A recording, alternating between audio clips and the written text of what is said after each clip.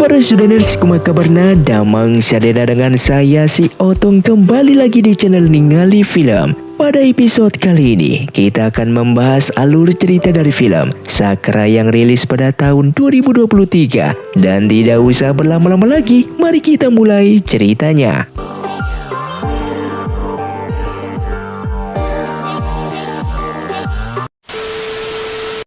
Film pun diawali dengan diperlihatkannya kedua suami istri yang telah menemukan seorang bayi di depan rumah mereka.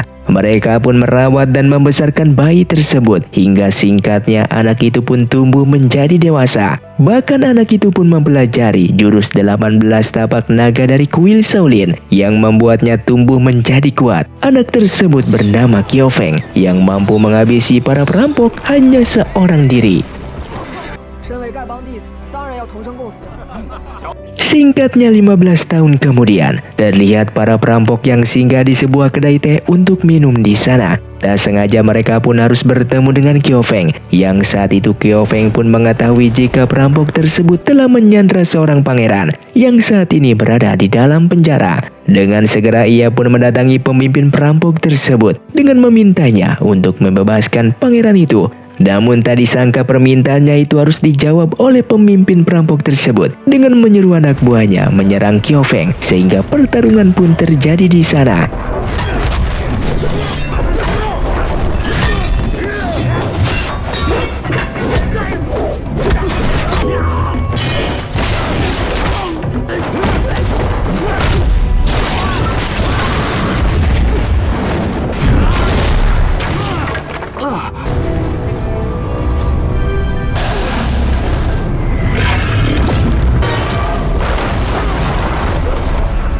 Setelah menyelamatkan pangeran, Kyofeng pun melakukan sebuah perjalanan bersama pasukannya menuju perkumpulan sekte pengemis. Yang ternyata Kyofeng ini merupakan anggota dari sekte pengemis sejak kecil. Yang saat ini mereka sedang menunggu kedatangan Kyofeng.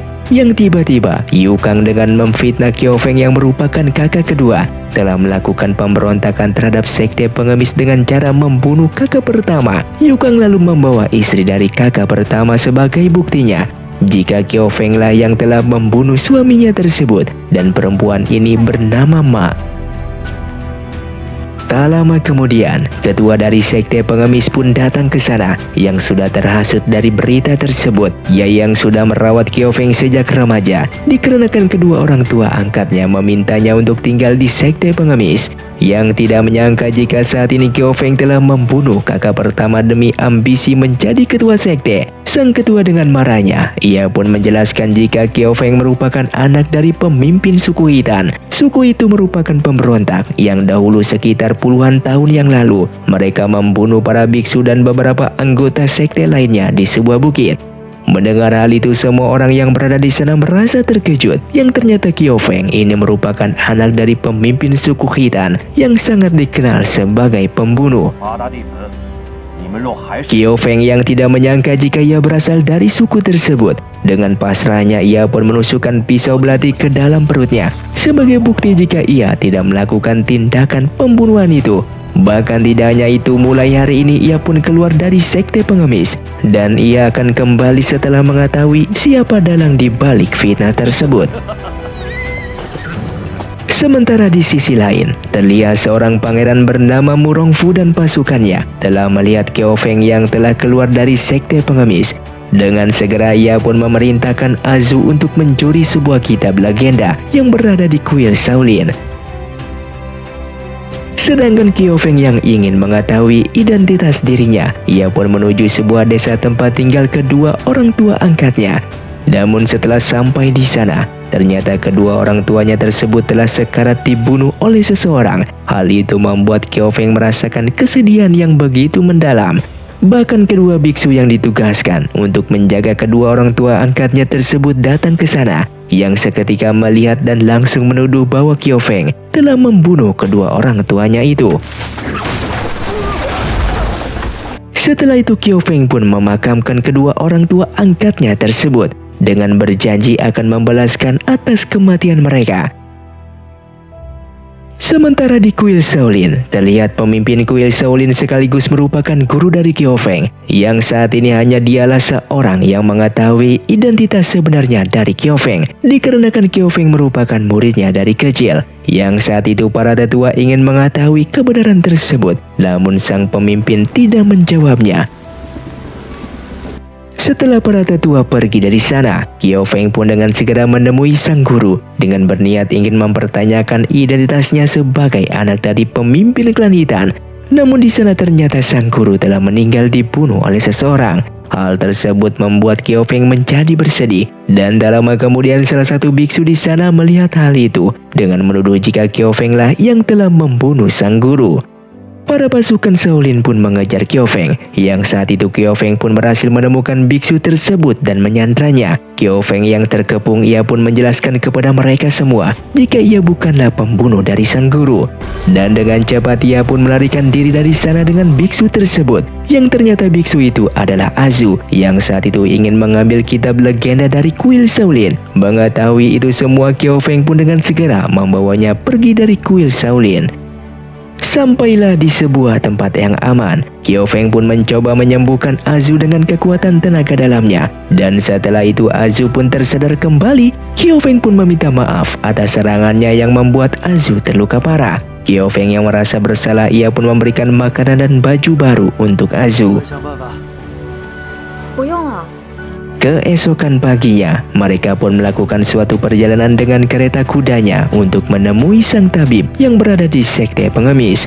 Dengan melihat Azu yang lukanya masih belum sembuh, Qiao Feng pun sejenak singgah di tengah hutan untuk beristirahat. Azu yang tersadar kembali di sana menceritakan jika ia merupakan pasukan dari Murongfu yang saat ini sedang ditugaskan untuk mengambil kitab legenda yang berada di kuil Shaolin. Dengan imbalan nantinya Murongfu akan memberitahukan siapa kedua orang tuanya. Qiao Feng yang merasa bersalah, ia pun menyarankan Azu untuk bertemu dengan sang tabib terlebih dahulu agar lukanya saat ini bisa sembuh kembali. Dan setelah itu Qiao Feng pun berjanji akan membantu Azu dalam mencari keberadaan kedua orang tuanya tersebut. Qiao Feng pun menceritakan kesedihannya yang saat ini telah kehilangan kedua orang tua angkatnya sekaligus kematian gurunya, padahal hanya mereka lah yang mengetahui identitas dirinya. Bahkan tidak hanya itu, semua sekte telah menganggap jika ialah yang merupakan pembunuh dari mereka.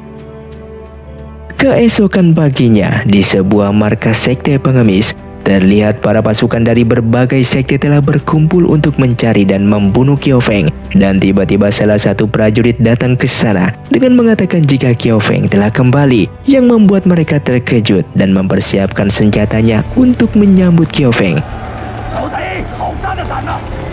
Di sana terlihat Yu Kang dan Ma sedang memprovokasi kembali kepada seluruh para sekte dengan mengatakan jika mereka saat ini telah kedatangan seorang pengkhianat dan pembunuh.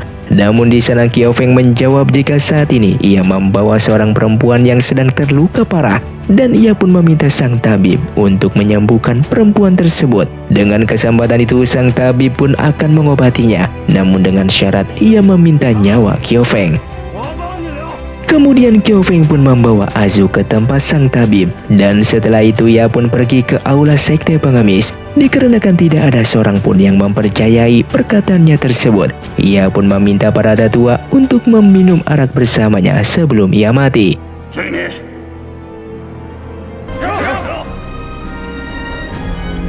Namun salah satu pendekar dari sekte lain menghampiri Qiao Feng sambil menawarkan arak dengan mengatakan jika Qiao Feng tetaplah seorang pembunuh. Mendengar hal itu Qiao Feng yang sangat marah pun langsung menghabisinya, sehingga pertarungan pun terjadi kembali.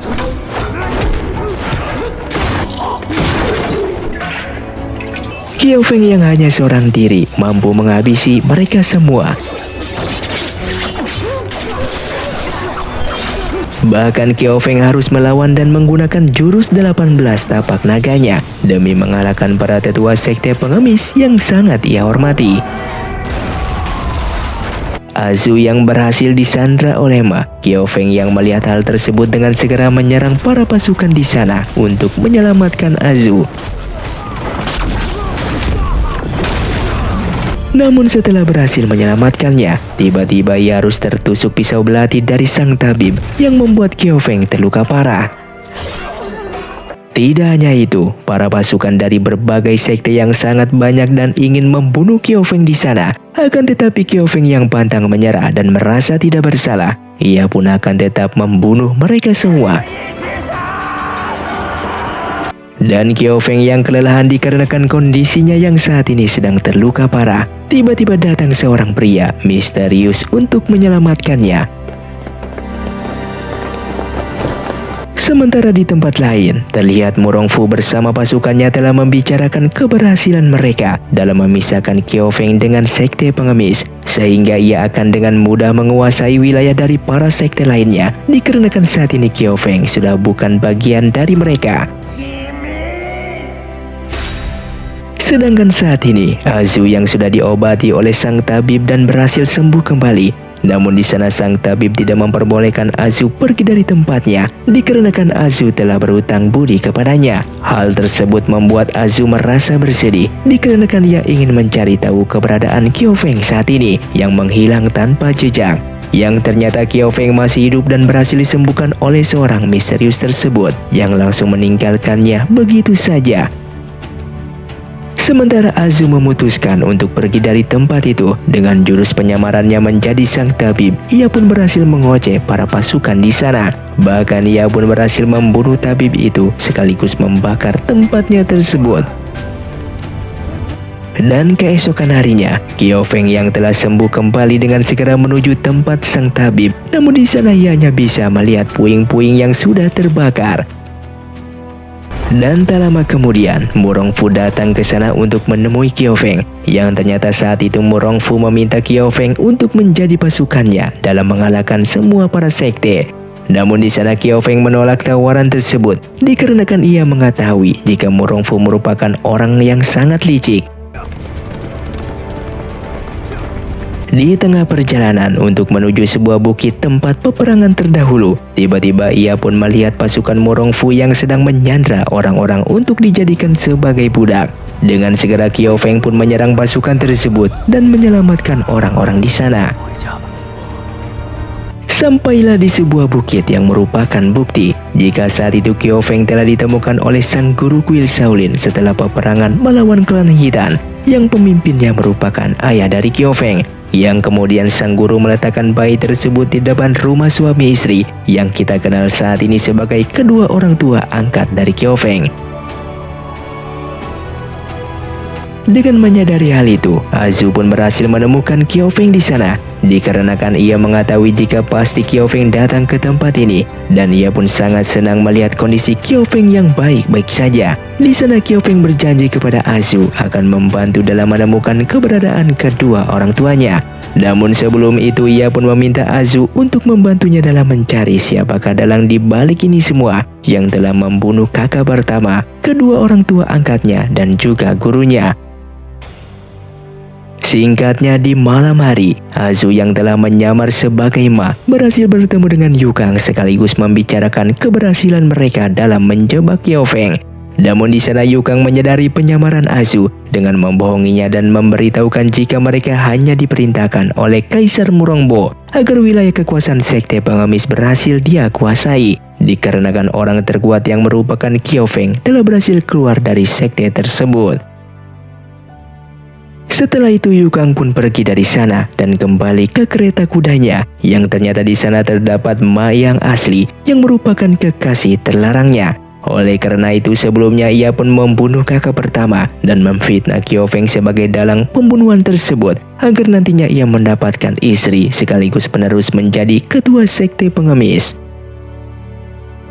Singkatnya sampailah Qiufeng bersama Azu menemui Kaisar Murongbo. Namun di sana terlihat Kaisar Murongbo yang sedang bertengkar dengan istri sekaligus anaknya. Dikarenakan Kaisar Murongbo memiliki banyak istri yang membuat keluarganya hancur berantakan. Yang saat itu Azi yang merupakan anak dari Kaisar Murongbo ingin membunuh ayahnya tersebut yang berhasil diselamatkan oleh Qiufeng. Dikarenakan telah menyelamatkannya, Kaisar Murongbo pun meminta Qiufeng untuk sementara tinggal di kediamannya. Qiufeng pun menerima tawaran tersebut dikarenakan ia berniat datang ke sana memang ingin membunuh sang kaisar. Ketika berada di rumah sang kaisar, di sana terlihat mereka saling menyalahkan tentang keluarga mereka, dikarenakan ternyata sang kaisar telah menikah dengan banyak perempuan lain. Bahkan dahulu saking marahnya istrinya tersebut membuang anak pertama mereka, agar anak tersebut mengetahui jika ayahnya tidak memiliki rasa tanggung jawab sebagai seorang ayah. Dan pembicaraan itu pun didengar oleh Azu di balik pintu. Bahkan saat itu Aziz yang merupakan anak kedua dari sang kaisar sangat marah mengetahui ayahnya memiliki istri yang banyak, dan dia pun ingin membunuh ayahnya tersebut. Yang pada akhirnya sang kaisar pun mengetahui jika Azu telah menguping pembicaraan mereka. Bahkan Azu mengambil liontin milik Aziz yang terlempar. Dari sanalah Azu mengetahui jika Aziz merupakan adiknya dan sang kaisar Murongbo merupakan ayahnya. Namun di sana Azu tidak menunjukkan identitas liontinnya dikarenakan ia masih belum siap untuk mengatakan hal tersebut, dan ia pun dengan segera meninggalkan mereka, yang hal itu membuat Kaisar Murongbo dan istrinya merasa kebingungan. Di malam harinya, di sebuah perahu, terlihat Qiao Feng bersama Azu sedang membicarakan hubungan mereka. Di sana Azu sangat berterima kasih kepada Qiao Feng yang telah menyelamatkan dan membantunya dalam mencari kedua orang tuanya.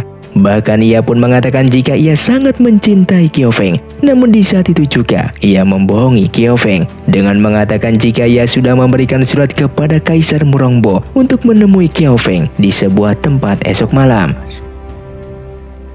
Singkatnya esok malam hari pun tiba. Qiao Feng pun telah sampai di sebuah tempat yang mereka janjikan. Dengan marah Qiao Feng pun langsung menggunakan jurus 18 tapak naganya.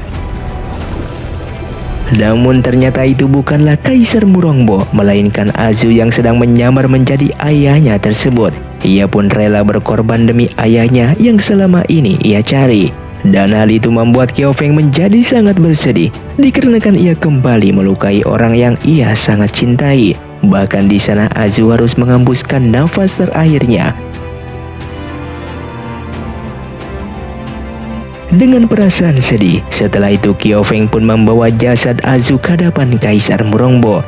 Dan di sana istri sang kaisar sangat menyesali atas perbuatan dulu membuang anaknya tersebut, yang ternyata Azu sudah mencari keberadaan mereka selama ini.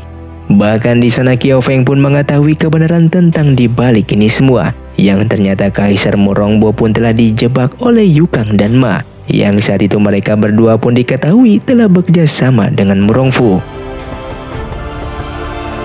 Sampailah Qiao Feng di kediaman Yukang dan Ma. Di sana Qiao Feng langsung memberitahukan tentang kebusukan mereka selama ini. Dan tiba-tiba Aziz pun datang ke sana dengan memberikan minyak panas ke wajah Ma dalam membalaskan atas kematian kakaknya tersebut, dikarenakan ini semua ulah dari mereka. Dan tiba-tiba di luar telah kedatangan pasukan dari Murongfu yang berjumlah 10.000 pasukan. Hal tersebut membuat Yukang meminta bantuan kepadanya. Namun Murongfu memerintahkan pasukannya itu untuk membunuh Yukang. Bahkan Ma yang berada di dalam pun harus terkena anak panah tersebut. Dan ternyata semua ini merupakan rencana dari Murongfu yang telah berhasil mengkambing hitamkan Qiao Feng, sehingga pertarungan pun terjadi di sana untuk mengalahkan semua pasukan tersebut. Yang pada akhirnya Qiao Feng pun harus bertarung melawan Murongfu dan pertarungan sengit pun terjadi.